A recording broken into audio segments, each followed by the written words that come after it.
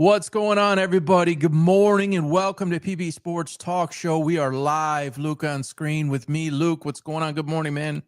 Good morning. Happy Luke resides in Florida football and season. Michigan. He's in Michigan today for the big Michigan and Oklahoma game, even though they're playing in Boomer Sooner land. We'll get to that. Luke is a slappy Michigan fan, and he might be a more slappy Boomer Sooner fan. So he's torn today. We're going to try to help him out, make sure he has a good day. But thanks, everybody, for joining us. There's a ton going on. And by the way, I always try not to forget to say this, but for those of you that are watching this on recording and on clips, etc., we thank you for your support. There's been a huge influx of traffic to what it is we're doing. We thank you for that as well. And we'll continue nailing these predictions as much as we can. It's not necessarily on picks for games, but it is on outcomes of certain types of things. We'll discuss a lot of that today. Before I get into the PB for 3, which is going to be PB for 6, we'll just pop this up on screen here. We got a lot to get through. We're going to try to cap this at 2 hours total. But we've got, obviously, football's back. No secrets there. We're big Lions guys, born and raised Detroit. So Packers and Lions preview, Michigan and Oklahoma preview, as we mentioned. We hit a home run or even a grand slam, I would call it, on the WNBA. In the Caitlin Clark situation, Steve Ballmer and Kawhi Leonard, the Clipper deal. This is not looking good. We'll dive into that. Week 2 of college football. Not a lot of marquee matchups, a lot of cupcakes on the schedule. Recap of the first 2 NFL games. We were spoiled Thursday and then last night with KC and the Chargers. We'll go over a little bit about the Sunday preview. We'll discuss how to get our picks, etc. And we'll also discuss Ryan Clark. Sorry, I don't like to talk like this, but the joke that he is, creating controversy and just insulting people, and his arrogance, and quite frankly, he's an authentic asshole. I'll just put it to you that way. And now he just came out and he apologized to Peter Schrager for his actions. I'm sure everybody has seen that. And he said, everybody at this table's a former football player, basically, and you're not. And Schrager's considered one of the smartest in the business, one of the hardest working in the business. And he flat out told him, don't belittle me like that. So we'll cover that as well. All right, PB for 3 here. Let's pop this up over here. So we're in the red zone for you. We thank those who subscribed last night. 1 day pass is 1 day, just $19, 1 month, an entire month. This is so rare, folks. I cannot emphasize that enough. And I apologize. We're having a little bit of lag this morning. I can see it on the screen. Hopefully that clears itself up. We did everything we could to try to remedy this. Not sure what's happening. But anyway, 19 for 1 day, 49 gives you 1 month. And that goes from today. So obviously, if you picked a 1 day pass, you get all the picks for today. There will be a minimum of 6 up there. There are 4 now, and there will be more that go for the later games. 3 of the 4, I believe, that are up there now are noon games. One is a 3:30. The others will be 3:30 and late start 7:30 or later games. So stay tuned for that. Might even throw a couple extra bonuses on there. The 49 per month, you're probably going to get at least 200 picks. That's college and pro. That's either money line or that's point spread.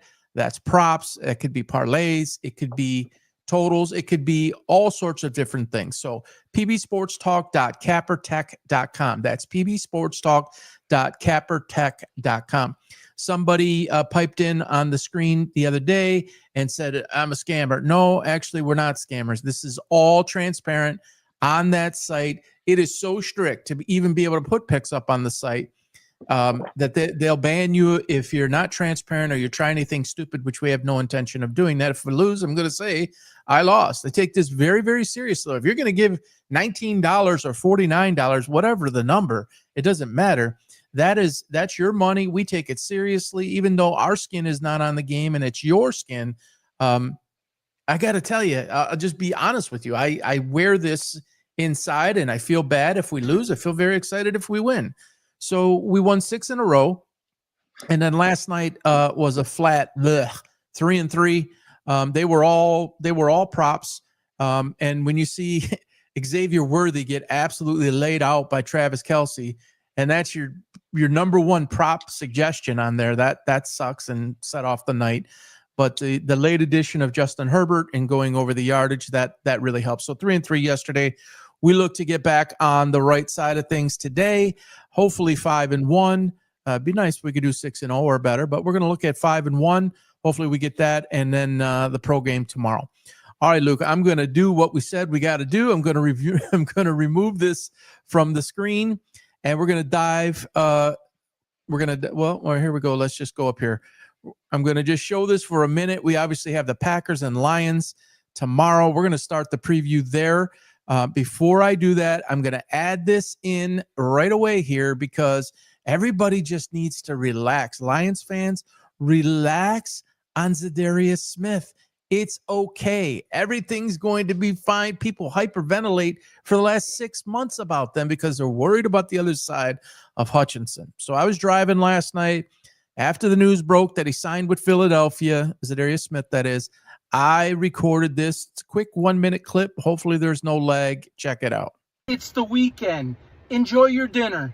Enjoy your weekend. And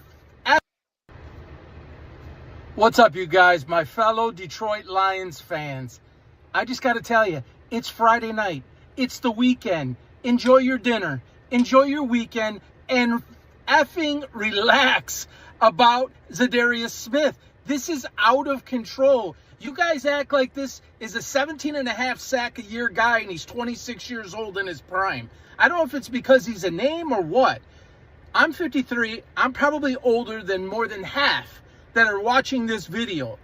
I need to remind you guys, we are fans of a world-class organization now who knows how to draft, who knows how to develop, and who will acquire players that are necessary when they are necessary.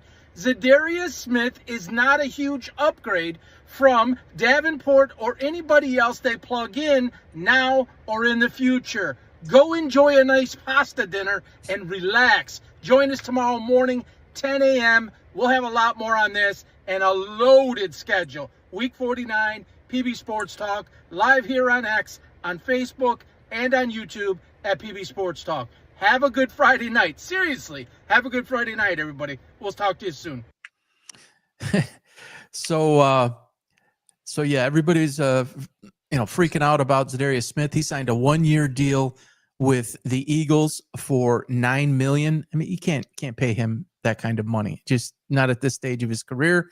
It just doesn't make a whole lot of sense. So obviously they don't have him, and they're going to go with what they have and Davenport develop, etc. So we got Pack and we got Lions. Without giving away an actual prediction, Luke, in Lambeau, tell us what you think we can look forward to. In my opinion, before you go, this is actually I messed up. Let me show this here one more time because I went out on a limb 5 seasons ago. And it all starts this year because it didn't happen in the first 4 years. So this is the 5th year of a 5-year prediction. We were close the year against San Francisco, up 17.5, came up short. It's sink or swim this year, and leave it to me for it to be with such a holy cow schedule.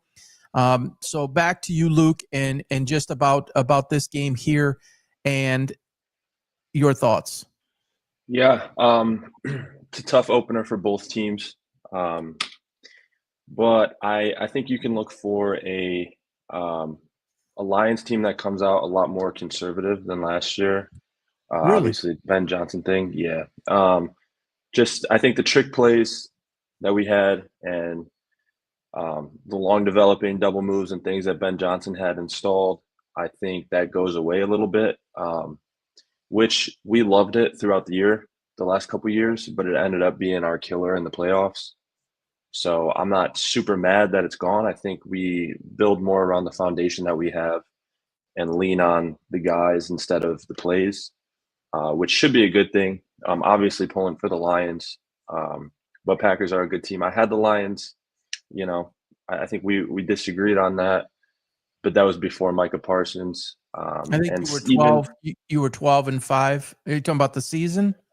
Yeah. The total season pick, 12-5. You were, and I was 13-4. Isn't that what it was for you? Yeah. So I still think Lions. I would take them at every position.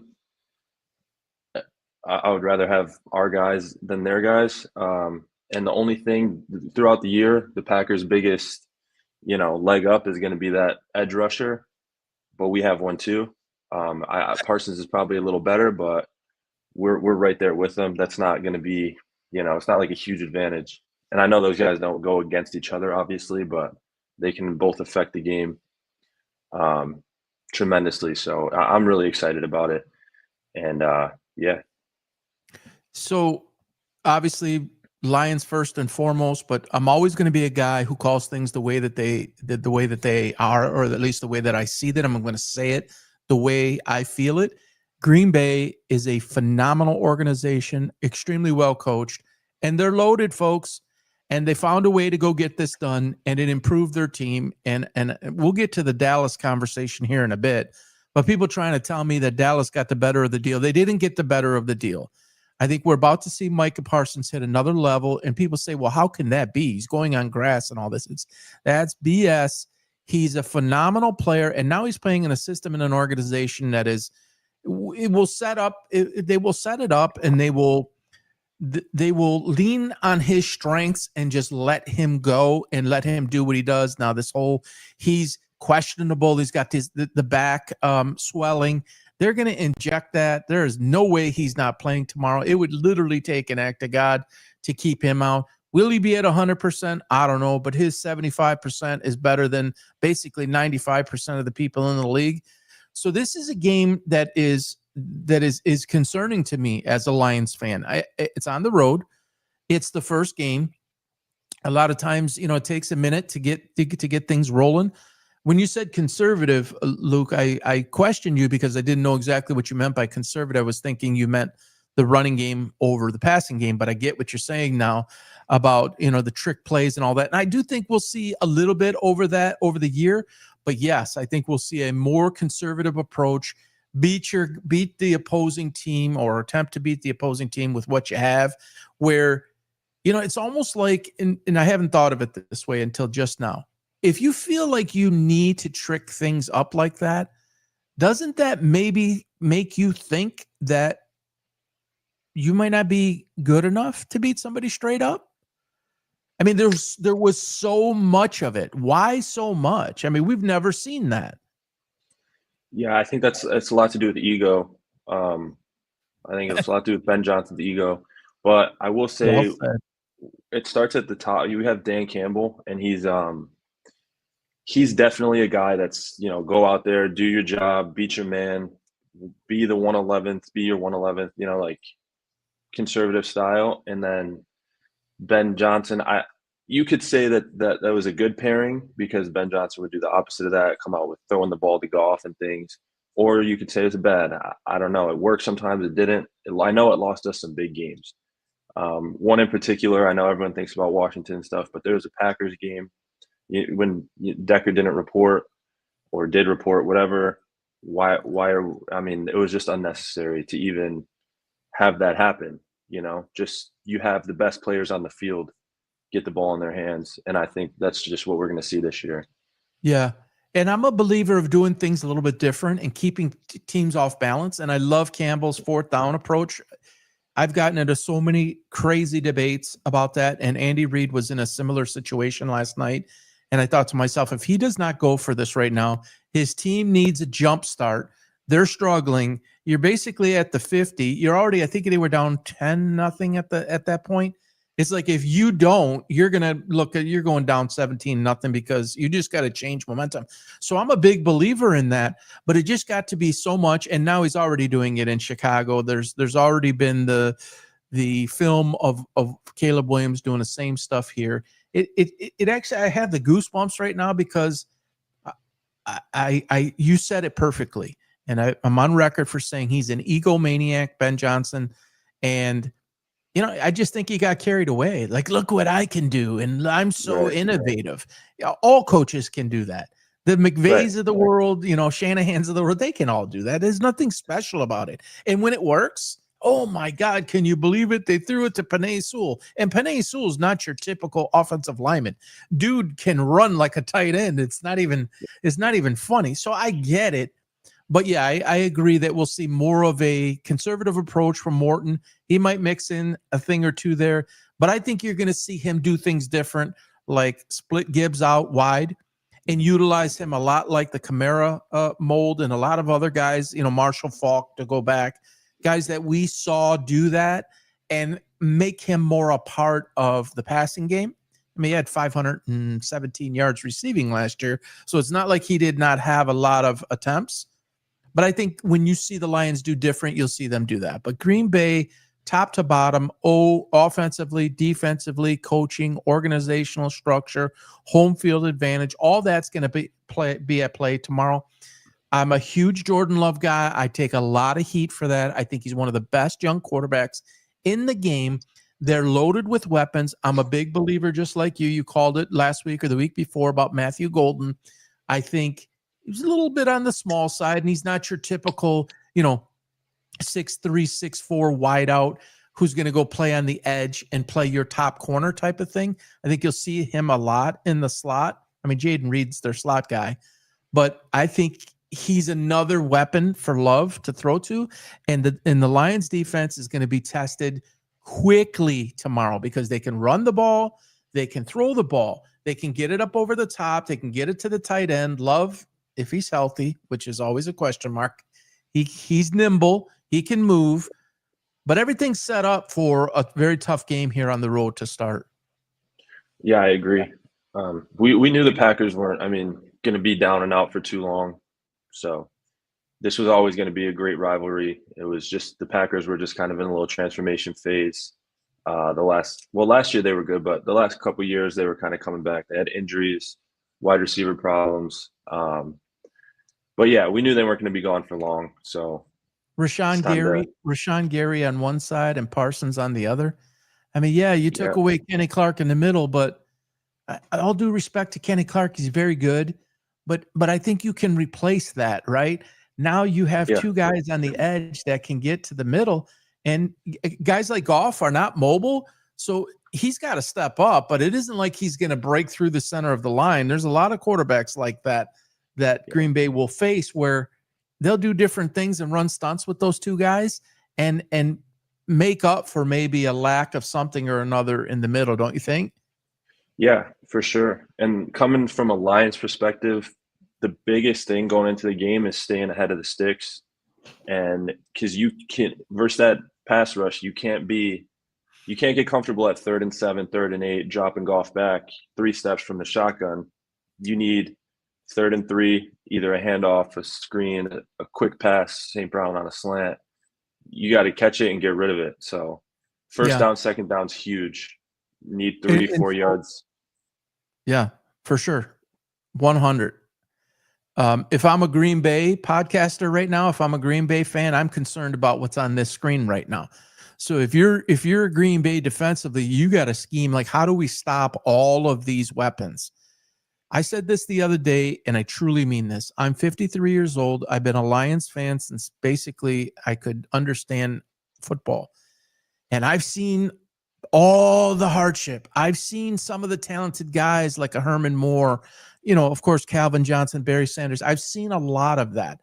Okay, Brett, in 91, when we had Brett Perriman on one side and Herman Moore, we had a lot of, and Barry, we had a lot of weapons. But as far as the whole team, I have never seen a Lions team be constructed this much across both sides, offense, defense, special teams, and then the depth that goes along with it. So if you're a defense, and I have mostly all offensive player, all except for Hutchinson, Goff and St. Brown and Jameson, who I think will lead. I put it up on X. If you're not following us on X, please do so at PB Sports Talks. I have Jameson Williams actually leading the Lions in receiving yards this year over St. Brown. So Jameson on one side, St. Brown on the other, Tesla in the slot, or you could move him. Gibbs and Montgomery in the background, in the backfield, Laporta at tight end, Brock Wright on the other side occasionally, Jared Goff. I mean, I don't even know, like, where do you start? You take one thing away, it's pick your poison. Take one thing away, you go the other way. And Green Bay's not at that level offensively, in my opinion. Not many people are. There. Exactly. Who is?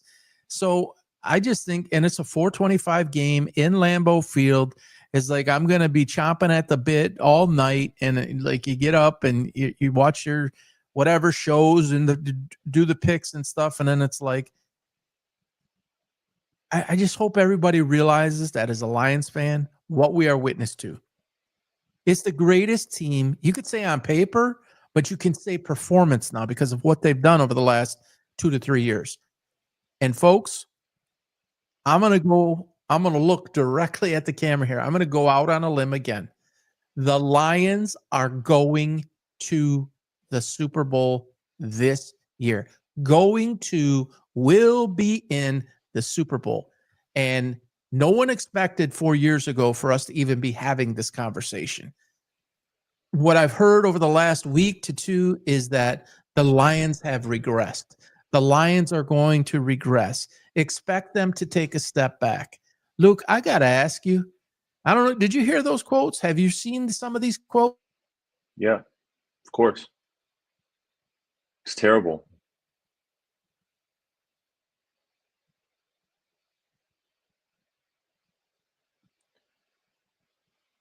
You're muted. You muted yourself. Luke, can you hear me now? Yep. And now I can't hear you, but you can hear me. I can hear you. You can't hear me? Oh, boy. Folks, 1 second here. I mentioned we were having some lag issues. See if I could get this righted up here real quick. We're growing as a show, but we don't have everything figured out quite yet. Luke? Yeah. All right. Luke's back. All right. Can you hear me awesome. okay? Yeah. Okay. We're back. So back to my question is, why would people say that we've regressed the Lions? Why? Because of both coordinators or what? Well, that's a big part of it. I think both coordinators. And then I talked about this a couple weeks ago with just the fatigue of things. And I feel like Fatigue meaning Lions. Yeah. The last 4 years, there's been more and more people taking the Chargers to win the division over the Chiefs. And the Chiefs just keep winning. They say the Chiefs are going to fall back. The Chiefs are going to fall back. And it's like, they're not. They're still the same. We're in that right now.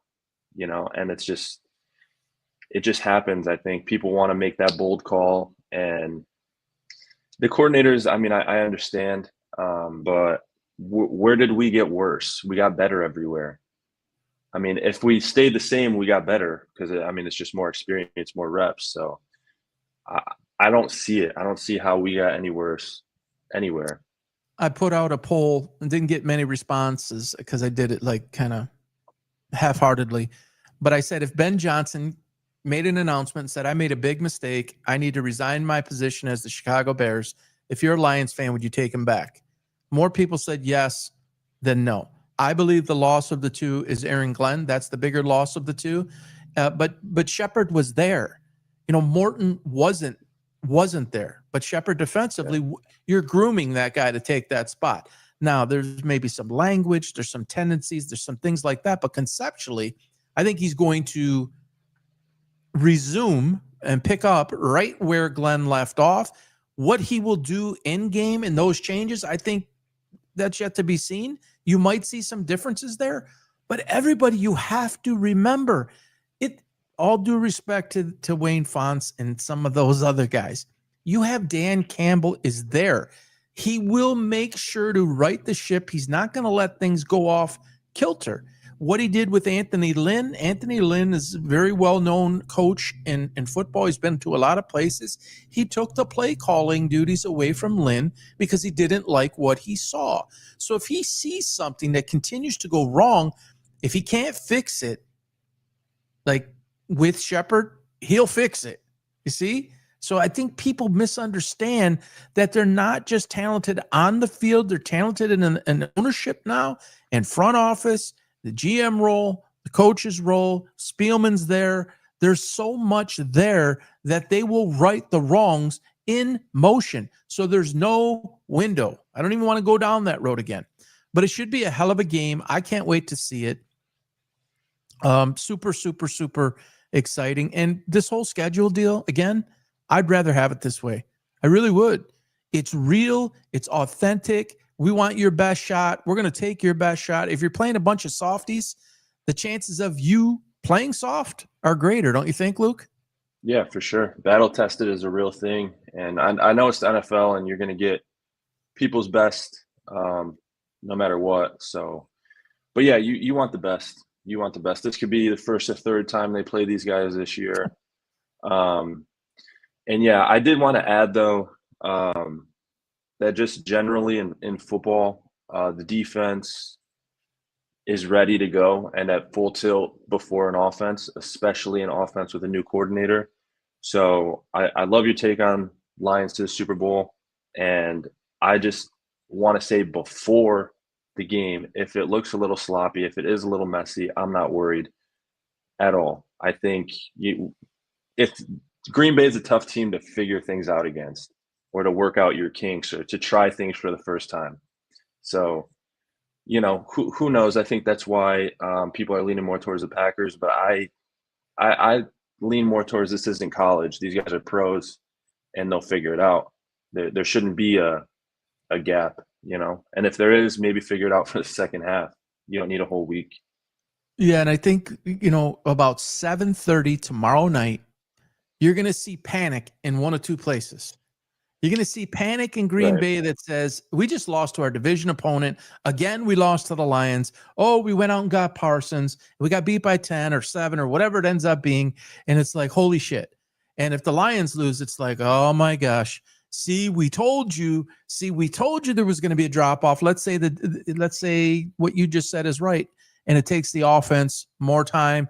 See, we don't have Ben. Oh, see, it's Morton. Oh my gosh, all this talent. And look, it's going to be armchair quarterback at the highest level in Wisconsin or in Michigan tomorrow. I'm calling that shot right now. And it's just the way that it goes. It's just how we think. It's just the expectation over there and the expectation over here is at such a high level that people are going to freak out. So that itself is in and of itself is going to be interesting to watch. All right, Mr. You got to be like, when you were a kid and you climbed this fence and it's like you get to the top, a real tall fence, you get to the top and you're hanging over the middle and you're like, I don't know if I want to go to the other side. Michigan, the University of Michigan and Oklahoma. I have it up here on the screen. Oh, this dude he's Boomer Sooner guy. Michigan first, right, Luke? Yeah. He takes a picture of his CeeDee Lamb jersey, his Cowboys CeeDee Lamb jersey, and he says, this is my guy. I'm ready for the game. And he takes a picture against the mirror so he can show me the CeeDee Lamb jersey. So Oklahoma on the brain for this guy. What do you like? You know more about Oklahoma right now than I do. There's been so much player change. Mateer, I know, has got high expectations as a QB. But tell us, what are you thinking? Yeah, I'll start by saying I've loved both these schools for my whole life, and I don't know really where the Oklahoma love came from. I think I have no idea. I don't know why, but I've loved them since I was a kid. I think it had to do with the video games maybe. But I got Oklahoma hoodies that are this big that don't even go past my chest. Like that's my school. But today I am Wolverine. I made up my mind. But yeah, so some things you can look for, definitely. Oklahoma looked terrible against the run versus Illinois State, and that's what Michigan does best. But against Illinois State. Yeah, they didn't look great versus the run. But we have a freshman quarterback going into a very, very hostile environment. He looked good. He looked like the truth. But it's first road start versus a very good secondary and a very hostile situation. He's That going to be place is asked to going to do a be lot lit. more. Oh my gosh, yeah, Norman, Oklahoma. It's hard because the crowd and stuff that's going to get me juiced, but yeah, I mean, I, it should be a good game. It's two opposite teams. It's Michigan's in the trenches; they're a run first team, like freshman quarterback. Oklahoma is spread them out and let our quarterback do witchcraft with the ball because he is a player. He is a stud. I don't know if you watched him, Yeah, but I see him. the guy can play, man. He can throw. He's neither quarterback really ran. I guess Mateer did, but Underwood did not use his legs at all. And the kid, he can run. So I think that's what I would look for. I think if I was, I'm not going to give away picks here, but I think you get where I'm going with that. Yeah. So are you a Brent Venables guy? I loved Lincoln Riley. I hope the best for him. I like him as a person. I think he's more old school than Lincoln Riley. Lincoln Riley was kind of free flowing, and Venables, yeah, I do like him. I think he's a culture builder in the way like he'll have 3 losing seasons as long as he's getting his guys with the right attitude in. And so I'm impatient, so it's kind of sucked, but I think he's doing the right thing. I think they'll be back. They're back, I think. I tend to view him more as a defensive coordinator. I'm not sure that he can take Oklahoma to the promised land, if I'm being honest. He is a lot of that. And he's only 54 years old. It's not like he seems like he's been around forever. And the lineage of who he's learned behind and how he came up is, it's commendable and all of that. But I don't know, man. So we'll see how that side develops. But there's something I got to say to Michigan people. And again, full disclosure, full honesty, I was an absolute Michigan slappy. I'm talking about John Wangler, Butch Woolfolk, Anthony Carter back in those days, the 85 team with the Scarcelli brothers and Hammerstein and so many guys. Bo, I grew up on it. Harbaugh, live and die. I mean, just crazy. All the way up and through the Lloyd Carr years and so many heartbreaks against Ohio State, all the way up through Rich Rod, Brady Hoke, Harbaugh, all of that. And I left the program with the Harbaugh shenanigans. It just got really, really turned off, and they won a national championship. I don't agree with everything the way they did it. I'm on record on that. I'm not going to go back to that. But I got to say this because I wasn't like actively like just Michigan slappy. I watched them. I know what they had. I know what they have. I'm on record as saying what I've said about J.J. McCarthy, and watch, it's going to come true too. And we're going to add that to all the predictions that have come true. But what we're seeing and what we're about to see with Underwood, he might go down as the greatest quarterback in the University of Michigan history. And I'm looking at the camera here. I'm not ready to say that quite yet as one of PB's famous predictions, but this is a special cat. This is a special guy. I think it's up here. I think it's in here. I think he's a lifer. You see the clips of when he was a young dude that he wanted to play for the University of Michigan. He's got the character, the moxie, the mindset. He has every skill, every intangible. Forget the 5-star, because I don't forget even the number 1 player in the country ranking. I don't put so much into that as I do in my own criteria. And he's got every intangible on top of the skills. And so when you put those two together and the way he carries himself, and you hear him on the mic last week after, it's New Mexico. Let's remember that's New Mexico. That's not, a world-class opponent. I don't think Oklahoma is either.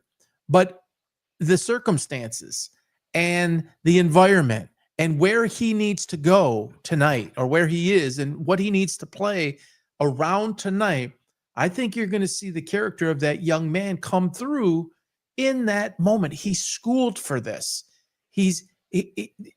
I used to always say as a coach, Luke, and you remember this, be the moment. Don't let the moment be you, right? Be bigger than the moment. Don't let the moment consume you. And I don't think this kid is going to let this moment consume him tonight. I got freaking goosebumps again because I always coach this. The moment can absolutely rip somebody to shreds. And we've seen that. Caleb Williams, I know Oklahoma guy for a minute, but you can hear everything coming out of Chicago. It's like they're actually questioning his intelligence. And I'm on record as saying there was just something off about this guy. Sometimes, and that doesn't mean that he might not do some good things, but sometimes it's just too big for somebody. It's just too big when you're in that moment. They can't process. And Bryce has the makings of the greatest quarterback in Michigan history. And it was quarterback you for so many years. You know, pro style passers, the Elvis Gerbacks and you know, may he rest in peace, Ryan Mallett, these types of guys that could just sling it. You know, Brady, Henson, all of those guys. Yeah, I agree. You're Mr. Quarterback. Yeah. Before we go on to the next segment, give it to us on him. Yeah, so I'll say going into like Texas versus Ohio State, everyone's looking at it like, okay, Arch is in a big spot here. What are they going to do with him? I remember texting you like, you got to run him off the back, get those nerves flushed. And we're all thinking about, for some reason, his, you know, mental state. But Bryce came out. I know it's New Mexico, it's not Ohio State, and it was at home, but it's still he first play of the game, he's slinging it, and it's like the kid is not. He's just ready. I don't know how else to say it. Then he's just ready for the moment. Nothing's too big. 3rd and 12, they're dropping him back and throwing it over the middle.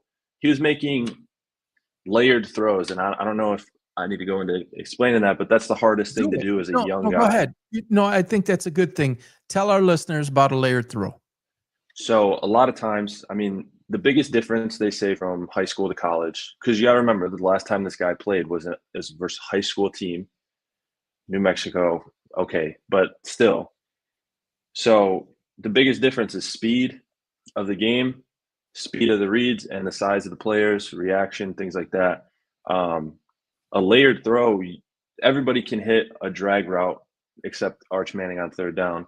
But everybody can hit that when it's right in front of you. Or everybody can go over the top, you know, down the sideline. But hitting a guy on a skinny post in between. I had to throw that in there. Yeah, it sounds easy. I mean, it should be easy, but hitting a guy between when there's a linebacker in front of him, a safety behind him, slipping it right over that linebacker's head, but dropping it before the safety is like, that's not a guy that just played in high school. That's down the line. You don't even give those guys those kind of throws. If you look at the throws Arch Manning was given, they were up the sideline. They were screens. They were slants. They were one-dimensional, one-level throws. They were testing this kid. They were testing Bryce, and he made 0 bad throws. And I was super impressed. I'll get killed for this. Like literally, I'll get killed for this, but I'm going to say it because it's what we do. Bryce is more ready than Arch Manning. Oh, for sure. For sure. But I don't think people will agree with that. I don't even think people know Bryce like they know Arch Manning for obvious reasons. Right. And the name and everything that we talked about last week. But, you know, Arch Manning, would you say that his call to fame, and I don't want to get too far off here, but I think it's relevant. Would you say that more of his claim to fame is more his mobility? Like you could look at a lot of his high school clips and it's just a lot of running. Yeah, I think his claim to fame is that he's a Manning that can run. Like that was a big thing. It was like the most athletic Manning. Like it's a Manning, but he can run, you know, like, and he's I think he's good, but we're doing this thing. I just did it again. We're doing this thing where we're like, he's going to be okay. He'll be ready. Give him some time. Like he had his time. Bryce he's ready now. I don't know if, you know, we'll say, I'm not going to compare the two or whatever, but. No, go ahead. Compare the two. I think it's a good conversation. Yeah, it is an actual conversation, but it's just wrong. This is something that's wrong with sports where somebody in Arch Manning might turn out to be great. All right. I'm not going Right. to say, You I'm not got gonna you. say that. I'm going to talk right now. And yes, they did play Ohio State, and Bryce didn't play Ohio State. I got to make sure to say that. And it would be different than New Mexico, obviously. Yeah. And you go to the Horseshoe in your first game with Manning and all these expectations to represent the name on the front and the back. It's a position I wouldn't want anybody to be in. So, yes, it's different in that way. But it's created through the media. People say all the time, it's, you're the media. I'm not the media. This is a podcast, and we're opinionated, podcast hosts. But there's a realism that has to take place here. There's a common sense nature that has to take place. And Arch Manning, though it's his second year, there's nothing there last year that talks about him playing in a traditional offense against the ones and twos against big-time competition without just coming in with a package of mostly run plays. Would you agree? Yeah, I agree. He had one game versus Georgia, and he got pulled at halftime. Right. And so Underwood seems like he's on a different track and a different trajectory to perform. Now, could he go out there tonight and just be average? Yeah. But I don't think we're going to see that. And I think they'll scheme it accordingly. Now, Sarkisian's kicking himself, he says, that he didn't set Arch Manning up for easier throws. And I didn't read the whole thing. What do you think he means by that? You talked about it. A lot of it was to the outside. Do you think he's talking about screens and slants? I'm not sure what he means. I think he's just trying to take some of the heat off of Arch. I think that's a PR move because from what I watched, it was all easy throws. And people will look at it, and just from a quarterback's perspective, the guy running up the sideline in man-to-man coverage is an easy throw. That's not a tough throw, and then the drag routes, the slants, the posts over the top, those are easy throws. The hard ones are when, like I was saying, layered throws, squeezing them in, especially from a scheme standpoint. When you have Arch has a bubble and a go ball, that's two easier throws. They're not going to end up getting intercepted. Even the interception he threw was a corner route to the sideline. Like, it's safe. It looked very safe to me. So I think Sark's just, trying to help his boy out a little bit in the media because he is getting slammed. But yeah, I don't know about that. Do you think that is? Do you think it's right that he's getting slammed? I think so. So hard. I think so because. But he didn't create this. He didn't. You're right. Yeah, this is not him that went out and said he's Shedeur Sanders and I'm the greatest thing and retire my jersey. You're right. He's been manufactured with expectations. True. But there's been guys that have been in similar spots that have shined. If you're a dog, I don't know who said it, but it's Johnny Manziel said it. That's my guy too. If you're a dog, you're a dog. Go out there and do it. Like, it doesn't matter. It should be.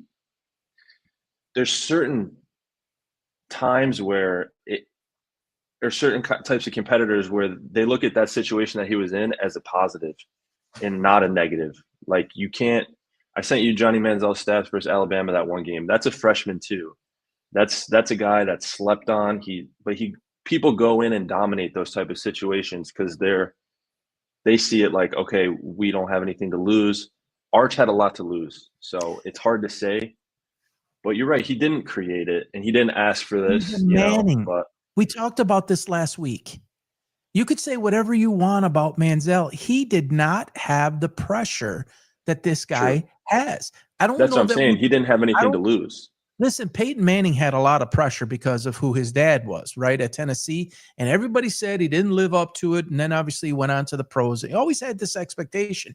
But if you're coming behind Archie Manning, Peyton Manning, Eli Manning, and now you're the son of the brother who never really made it, but people look at your skills like you just said it. Oh, he's the Manning who could run. And oh, my God, it's Arch. And oh, my God, this. And oh, my God, Texas. And it's just so much. I don't even think you can. I don't think anything you can compare it to. That's true. And let me say this. When you say, does he deserve it? I'm thinking more of the ESPN takes, the Pat McAfee, the NFL guys, and even us are everyone's giving that buffer, like, but he'll be fine. He did this, but he'll be fine. Does he deserve to be the butt of some jokes? 100%. Some of those throws he made were gross looking. They were terrible sidearm, and he just looked so scared. So yeah, he deserves a little bit of razz and stuff. Like I just said, oh, unless you're Arch, stuff like that is totally in play, I think. But yeah, I mean, he getting roasted, whatever. Nobody that really seriously talks football is writing him off. Everyone's benefit of the doubt still. He's going to be fine. Just give him some time, which is where I'm saying there's people that what Bryce, like, people don't need time. So why is he's almost getting a benefit. Like it was a disadvantage with all the pressure and everything, but it feels kind of like a free pass. Yeah. He's not gonna not start next week. He's got 3 cupcakes coming up. He's gonna put up numbers, gonna get more comfortable, and then it's just gonna be this comeback. Told you Bryce was gonna be fine, and this whole Arch is gonna be fine. This whole big, beautiful storyline that happens. And yeah, I think it's deserving that people are razzing him, but he's again going to be fine. Yeah, I don't know. He's in a good situation. You know, if that drag route gets caught, and we talked about it last week, we texted about it last week. It touches the guy's hand. You got to catch it, right? If you could touch it, you got to catch it. Yeah, yep. He catches that. It's a whole different ball game, right? Yeah, and this is a whole different argument. You know, Ohio State crossed the 50-yard line twice. Ohio State is not Ohio State. They're not as good as – they're not repeating. They're not number 1 in the country. They're not. Yes. They did not – they looked terrible. I said this, that those 2 teams, everyone's saying, oh, they had to play number 1. Oh, they had to play – those 2 teams were lucky that they played each other. Miami would have beat them both. Notre Dame would have beat them both. Oklahoma, like, there's teams that would have beat them both. They both looked so bad and so rusty and out of sync and sloppy. Ohio State crossed the 50-yard line twice, 2 times at home with the best player in college football. Folks, I gotta say this. So I have a lot of speaking experience. I've been doing this obviously for a long time, but I have a lot of speaking experience prior to. And, you know, Luke's been with us for about 6 weeks. And, you know, I've mostly just, you know, kind of, hey, let's just let Luke develop into this. This is something new for him. I give him some points. He's laughing. I give him some points and some tips and stuff. Luke's more of like a introvert. I'm more of an extrovert. I'm very opinionated, very bold. And I've been encouraging Luke to just come with it. You got an opinion. I know you do. And he's really, really intelligent about the game, obviously, as playing, you know, the quarterback position at such a high level and winning so much at a world-renowned or you know, high school state champion, all-state, all of that stuff. And he just came with it. He just told everybody, I think, unless I misheard this, that Ohio State isn't Ohio State, and Ohio State is not as good as people make them out to be. Did I hear that correctly? Yes, you did. And then you said, and I want to make sure I heard this part correctly, they're lucky that they played each other for both not playing very well, and they met like this in a 14-7 freaking basically a stinking slop fest. Yep. Yeah, slop fest stink game. Luke just called out the Buckeyes. And that I would say that's not even the Michigan in you speaking, is it? No. That's an objective football opinion. Yeah, 100. Because then you watched Miami and Notre Dame, and now they were on. You know, they were in sync, timing routes getting hit, and defense making plays. Nobody made a play the whole game. Even the touchdown to Carnell Tate, the biggest play of the game, was a terrible throw. It was 8 yards underthrown, and he had to tip it up and do this circus thing. Like, that's just not clean football. They're not. So are you saying that Sayin doesn't get a little bit of that, and he's playing Texas's defense, even though it was at home? You don't think a lot of that has to do with Texas's defense? I think a little bit, yeah. But again, there's other quarterbacks around the country that I think we're giving too much credit to the other teams. Ohio State lost a lot. They have a really good defense. There's a tough, stadium to play in. But what about CJ Carr? CJ Carr looked way better than both those guys. Miami's a very good defense. That's a tough place to play. Hell yeah, it is. It's not like a different world that we're in here. Like maybe it was a couple decibels louder or whatever, but it's not for the size of the gap in the performance. Tells me CJ Carr is better than Julian Sayin or whatever. Especially Julian Sayin was at home. And CJ Carr, while not the expectation of a Manning, he has a lot of expectation. Highly touted, the grandson of a famous coach. There's some, and you're playing for Notre Dame, right? It's arguably the most storied, school in history, top 5 anyway. Yeah. And you're on the road against the Canes. Yes. And who had more pressure? Julian Sayin or Carson Beck at home? Oof. Definitely Carson Beck. Julian Sayin had a free pass. He could have played. I mean, we see it. No one's even talking about him. He didn't play well. He looked okay, No, that's a good point. It's a free pass. If Beck played bad, Beck got paid $4 million, right? He got paid $4 million or $5 million to leave Georgia and go to Miami, and then his girlfriend dumped him. So everything changes. But you paid to get that player to replace Cam Ward. So yeah, I think you're probably right. He was already the problem at Georgia. Carson Beck was.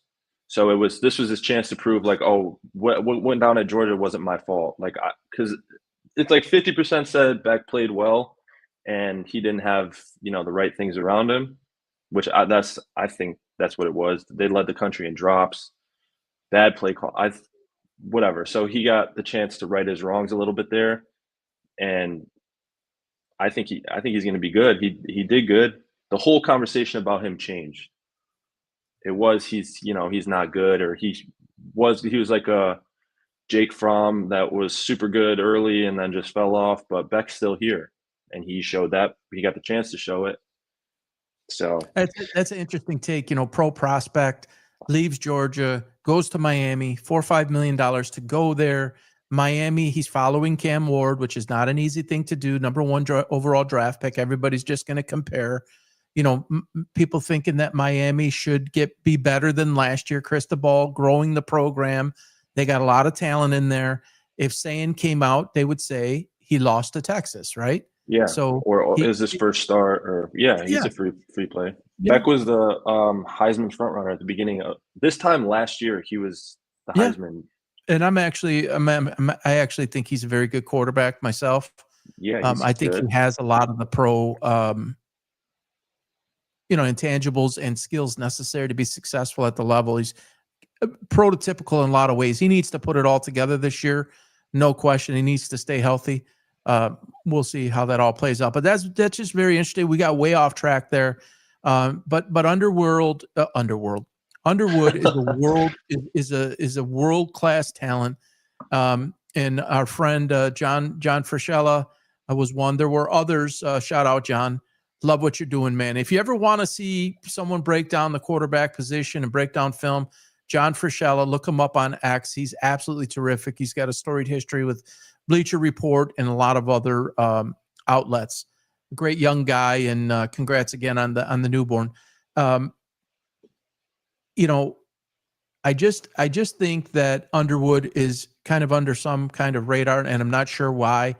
But he's going to be something super special, and I think we see a lot of that play out tonight. It's not going to be mistake-free, air-free football, but he's got what it takes. He just does. Sometimes players just have it, and I think he's one of those guys.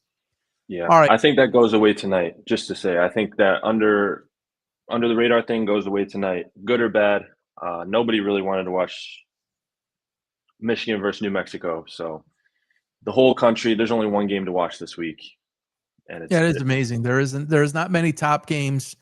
There's a lot of, huge spreads, 20, 30, 40, even 50 points.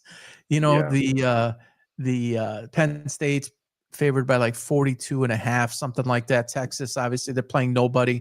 They're favored by 36.5, I think. So I think we'll see a lot of expect Arch Manning he's not even going to play the whole game. because the game's going to be so out of control that they're going to rest him. But they'll give him three strong quarters, and they're going to make him put him in an opportunity to get a lot of deep throws, which are going to be there for who they're playing. But build him back up to make up for what just happened. All right, we're going to switch the gears here a little bit and go to this basketball conversation before we return to game 1 and game 2 of the NFL season that happened the last 2 days. This is really, really interesting, and I got into it heavy with somebody a couple of days ago. I personally believe, and I'm not going to sit here and accuse anybody, but I personally believe that there's underhanded things that are taking place at every college in America, every college university in America in sports, and basically every pro team in every sport in America. It's that whole thing that's been a phrase many, many years. If you ain't cheating, you ain't trying. I hate to say that. It bothers me to say that, to be honest with you. And you would think, okay, Steve Ballmer, $118 billion he's worth. He's the 7th richest man in the world. He's the owner of the Los Angeles Clippers. Kawhi Leonard and this deal that Pablo Torre broke. He's an investigative reporter, used to be on ESPN. Now he's got his own show. He had a 2-year ban or a 3-year ban, meaning non-compete, couldn't speak about certain things. But now he's just going to it. And he's had some credible things that he said in the past. This is a big one. This is basically accusing Ballmer and the Clippers of it's a scandal. It's to circumvent the cap, to sign. This is the accusation and the alleged, to circumvent the cap, to sign and keep Kawhi Leonard as an LA Clipper. The deal that is in question is $48 million paid out to Kawhi through a now bankrupt company, an environmental company called Aspiration. Steve Ballmer invested $50 million into the company. Ironically, $48 million is the deal to get Kawhi Leonard signed. And one of the most suspicious things that I see in this, as a longtime business owner, sponsor, different things, is the deal with the supposed sponsorship deal with this company would only be in effect, written in contract, as long as Kawhi was a Clipper. So in other words, if he went to any other team for any other reason, the deal was null and void. How do you explain that? If you want to get behind a professional athlete or even now a college athlete, does it really matter to you where they go? I mean, I guess you could say that the company would, doing their business in the Los Angeles area, and it's beneficial to have somebody represent that product and endorse that product because they play in the LA market. Sure, there's value there, but it's Kawhi Leonard, right? If Kawhi Leonard goes to, I don't know, Oklahoma, you no longer want to represent your brand. You no longer want him to rep your brand. Then maybe you weren't into Kawhi Leonard. Maybe you were into the Clippers for some other reason. So you would think to yourself that when this is something I got into it the other day, and some guys like kick them out of the league. He was suggesting to me to kick Steve Ballmer out of the league and to kick Kawhi Leonard out of the league. And I'm like going back and forth with this guy. And then I realized that there's just not much common sense there. They're not going to kick him out of the league. If this is proven true, there are rules and stipulations in the collective bargaining agreement that states what it is they will do. I don't have it up here, but it's like a $7-8 million fine. It's the loss of draft picks. It's a certain type of restriction. That's the penalty. There is no death penalty. They're not going to kick Steve Ballmer, the most powerful owner in all of sports. And we could argue a different day, which is what he was trying to do. He was trying to argue, well, you give Steve Ballmer a pass because he's this rich and powerful billionaire, and to hell with all the billionaires, and he should pay and kick him out. And they're not going to kick him out. They're not going to kick him out. But Steve Ballmer went to ESPN and he got up. And to me, he looked like a very guilty man. I don't know what was going on, and I have no idea what they did, and they conned me and they scammed me. Steve, please, you're a very smart man. You're considered to be one of the smartest men ever. And all of what you did with Microsoft, it's like, come on now. $50 million might be a drop in the bucket for you, but you know, and if you don't know, your people know where and why that money is going to a company. Does fraud happen every day? Yes. Do scams happen? Cons happen every day? Has he been taken care of, or not taken care of? Has he been taken advantage of in the past? Hey, I'm nothing in Steve Ballmer's world. I have been scammed and fraud has been placed upon my companies in the past. I mean, I had a check out one time and somebody took the check and altered it. It's uttering and publishing, changed the check and got it written out to the person instead of the company. So it happens on all levels, all layers. It happens. So I'm sure it's happened to Ballmer, but that check went out to somebody for, referring business, and it was a promotion that we were running. This is involving $48 million and Kawhi Leonard to stay when other people wanted him. Luke, what's your take here? Yeah, I think just tying in what you said at the beginning, you said it happens everywhere. So to say, death penalty and kick him out of the league is a little bit naive, unless you come from the angle like make an example out of somebody. But even then, it happens, like you said, college football, college basketball, professional sports.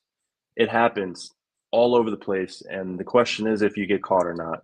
And the people that get caught always look stupid. They always run away. They always deny, or, they look guilty. And as a Michigan guy, I'm not going to get into it, but, they knew what was happens. Going on. They knew what was going on. They knew what was going on. Yeah. But, it happens. They just got caught. Yeah. And you're never guilty, it seems like, until you get caught. And this guy's like, this is the biggest scandal in sports. And I wanted to find out how old he was. I didn't go down that route. But I'm thinking to myself, in the 40s and 50s, boxing matches were fixed. And people were paid to take a fall through the mafia. This is not new. Recently, Jonte Porter and some years ago with the Arizona State basketball player shaving points. This is not the biggest scandal in world history. It's not. If it's true, it's not right. It's against the rules, and there should be punishment. But I will tell you this, and Mark Cuban came out in defense of Ballmer, which is interesting because he's not a big fan of Ballmer. And I encourage everybody to go watch Mark Cuban's clip. It was really interesting because he said exactly what Ballmer would do if he was doing it versus if he wasn't doing it. He said, Steve Ballmer is smarter than that. If Steve Ballmer wanted to do this and this, then he would have done that and that to make sure not to expose himself. So basically what Cuban was doing was giving the behind the scenes playbook of how to avoid detection and when you should do this or when you should do that. So sorry, Mark, but it's just true. You find ways to circumvent and you find ways to win, even if it means the gray area. And some people go past the red line. And I will tell you this, not that I participated in it, but I'm telling you, people at that level, they already know the consequences that are possible before making and taking that decision. So people say, oh my God, they're going to lose a draft pick. And oh my God, he's going to get a $7.5 million fine. Again, allegedly, and if this was done, they already did the analysis of what could happen if they got caught. And they're weighing this versus this. And they already got what they want. Jersey sales, ticket sales. They didn't get their championship, at least not yet, but he's still there and they're loaded up to go win this year. We'll see Jacob. We'll see Jacob the Clipper. We'll see what happens on that. But they knew what they were getting into. And now it's a whole bunch of PR cleanup on aisle 3, 5, 7, 9. He's got his lawyers on this. There's going to be all sorts of stuff. By the way, former employees of this company, and you don't know what to believe, this will have to get all sorted out, in deposition. But they said 100% that this deal was created to pay Kawhi Leonard. So we'll see. Yeah. Yeah, I guess just two things. One is these companies and organizations are so much bigger than people realize. Like you just said, they already figured it out. Like they probably have a person on a Oh, it's full-time a team. salary It's a that is team. paid to figure that out and to know that before they do it. And like it's not like he was sitting at home on his couch. These are machines, these companies, these organizations. So especially in LA. It's a SWOT analysis: strength, weakness, opportunity, and threat. Every business basically of any substance runs their operation by that. What's the strength of it? What's the weakness? What opportunity does it present? And what threat could it present? And the threat is real because it's right now. It's a PR nightmare. They might lose picks. The money isn't even Right. not even Allegedly. consequential.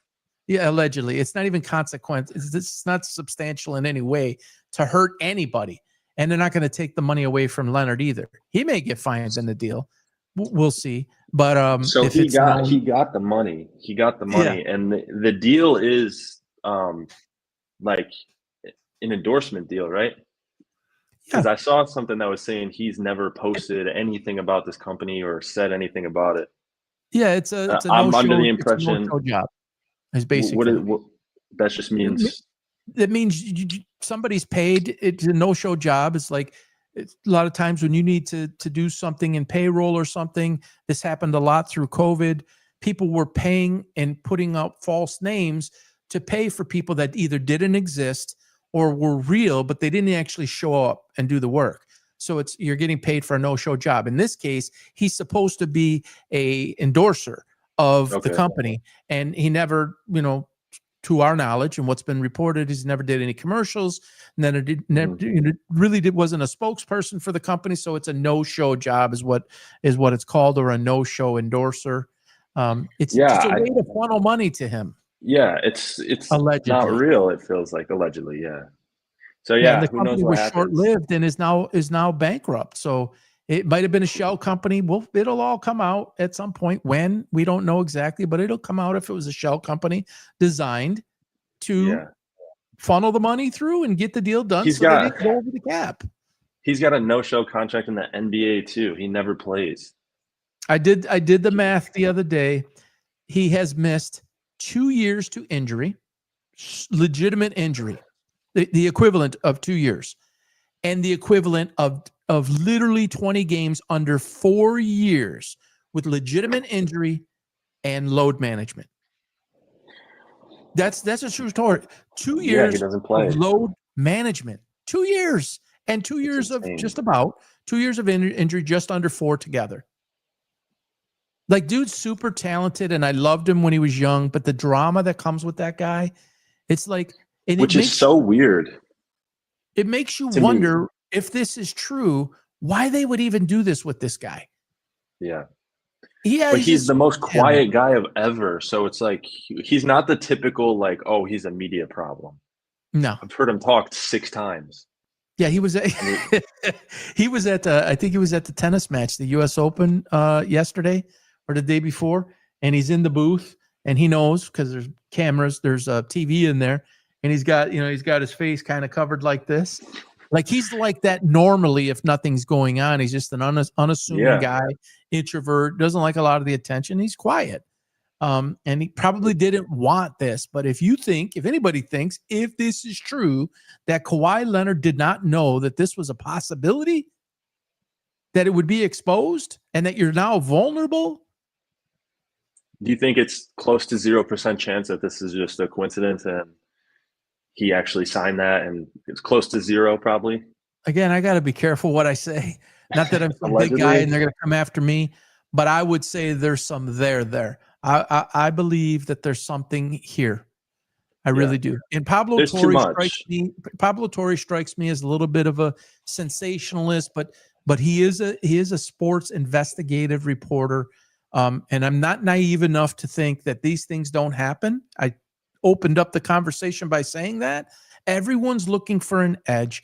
This is pretty egregious. And when a company goes bankrupt after a short period of time and the dollars align the way that they do, $48 million, and Ballmer invested $50 million in the company, I mean, this is the greatest coincidence ever, or there's really some Yeah. real there.